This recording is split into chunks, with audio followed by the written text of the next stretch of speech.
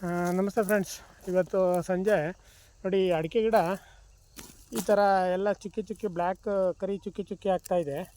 ಇದಕ್ಕೆ ಏನು ಮಾಡ್ತಿದ್ದೀನಿ ಅಂದರೆ, ಈ OWDC ಮಾಡಿದ್ದೆ, ಅದಕ್ಕೆ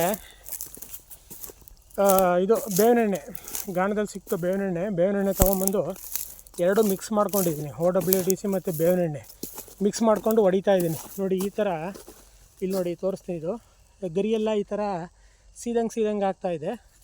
ಮತ್ತು ಇಲ್ಲಿ ಹಿಂದೆ ನೋಡಿದ್ರೆ ಚುಕ್ಕಿ ಕಪ್ಪು ಚುಕ್ಕಿ ಮತ್ತು ಬಿಳೆ ಚುಕ್ಕಿ ಆಗುತ್ತೆ, ಆಮೇಲೆ ಕಪ್ಪಗಾಗುತ್ತೆ ನೋಡಿ. ಆಮೇಲೆ ಈ ಥರ ಗರಿ ಸೀದಂಗೆ ಆಗುತ್ತೆ. ಕೆಲವೊಂದು ಗಿಡಗಳಲ್ಲೆಲ್ಲ ಆಗಿದೆ, ಕಂಟ್ರೋಲ್ ಆಗಿದೆ.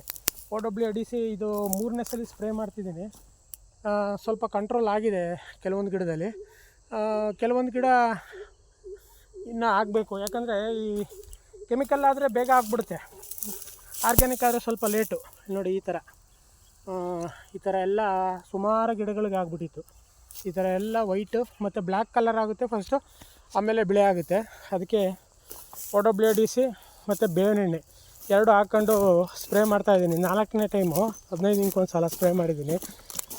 ಕೆಮಿಕಲ್ ಸ್ಪ್ರೇ ಮಾಡೋರಿದ್ರೆ ನೀವು ಎಕ್ಸಾಕೋನ್ಜಾಲು 5% ಮತ್ತು Saaf fungicide 5 gram per can. Hexaconazole 10 litre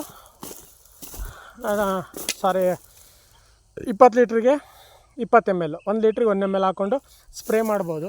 but ನಾನಿಲ್ಲಿ ಇದನ್ನೇ ಸ್ಪ್ರೇ ಮಾಡ್ತಾಯಿದ್ದೀನಿ, OWDC ಮತ್ತು ಬೇವಿನೆಣ್ಣೆನ. ಚೆನ್ನಾಗಿ ರಿಸಲ್ಟ್ ಬರ್ತಾಯಿದೆ, ನೋಡೋಣ.